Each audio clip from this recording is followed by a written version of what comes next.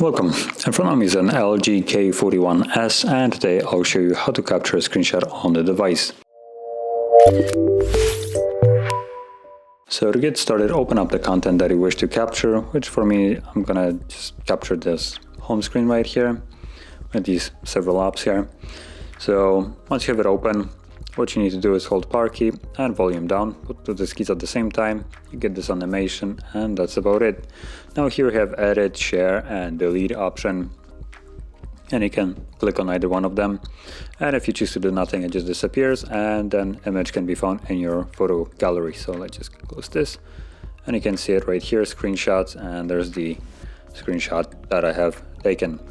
So if you found this very helpful, don't forget to hit like, subscribe, and thanks for watching.